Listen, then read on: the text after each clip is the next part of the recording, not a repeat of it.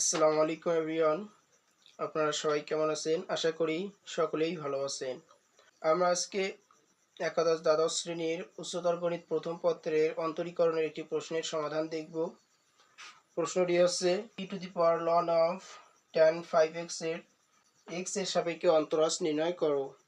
প্রশ্নটি আগে লিখি e to the power 2 ln tan 5x। তো এখানে যে এটাকে x এর সাপেক্ষে অন্তরাশ নির্ণয় করতে বলছে, তাহলে differential operator ddx of e to the power 2 ln of tan 5x। তো এখানে আমরা দেখতে পাচ্ছি ex এর সূত্র এখানে প্রয়োগ করা যায়। আমরা ex এর সূত্র পরে আসছি। সূত্রটি হচ্ছে ddx of ex is equal to ex। তো আমরা এই সূত্রটি এখানে প্রয়োগ করব। তার আগে এই রাশিটিকে সিম্পলিফাই করে নেই, তাহলে আছে ddx of এখানে আছে e to the power 2 ln tan 5x। এখানে যদি লনের সামনে কোনো ধ্রুবক থাকে তাহলে সেটা পাওয়ার হিসেবে এখানে চলে আসবে। তাহলে এখানে আছে ln of tan 5x square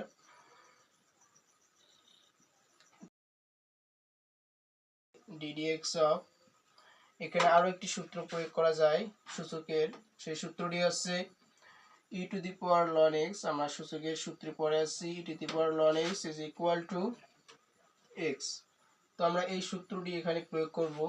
তাহলে এখানে আমরা দেখতে পাচ্ছি e to the power ln x, অর্থাৎ এই tan 5x কে যদি আমরা x ধরি তাহলে এখানে আছে e to the power ln x।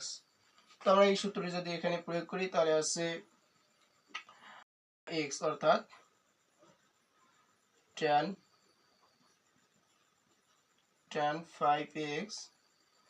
আমরা এটাকে যদি বর্গ করে দিই তাহলে আছে tan square 5x।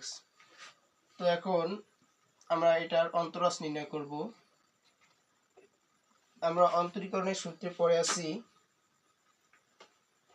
tan x এর সূত্র, অর্থাৎ এখানে আছে tan স্কয়ার x। তো আমরা এখানে আগে x to the power n এর সূত্র, এই ফর্মুলাটি প্রয়োগ করব এখানে x to the power n। তো x to the power n এর সূত্রটি আছে ddx of x to the power n nx n minus 1। তো এই সূত্রটি যদি প্রথমে আমরা এখানে প্রয়োগ করি তাহলে হবে nx, অর্থাৎ 2 tan 5x। এখানে n minus 1, এখানে 2 আছে, যেহেতু 2 minus 1 করলে 1 হয়। তো আমরা এখানে এটা লিখলাম 2 tan 5x। তারপর আছে এখানে আমরা যেটাকে x ধরছি সেটা কি আদৌ কি x?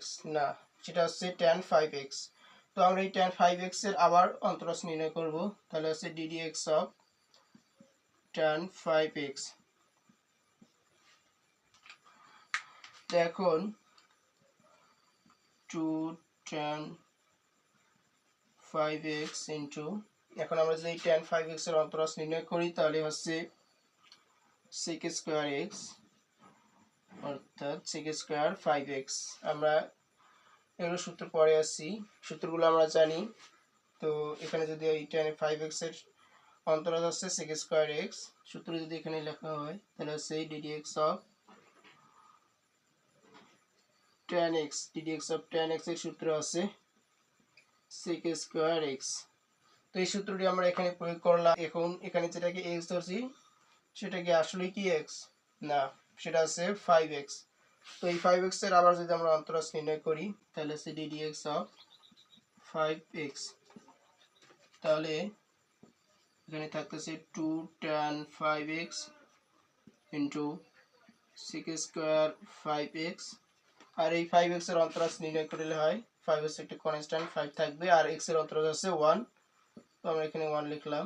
এখন এটাকে যদি সাজিয়ে লিখি তাহলে আছে এই 5 আর 2 গুণ করলে আছে 10 tan 5x into sec square 5x। এটা হচ্ছে অ্যান্সার।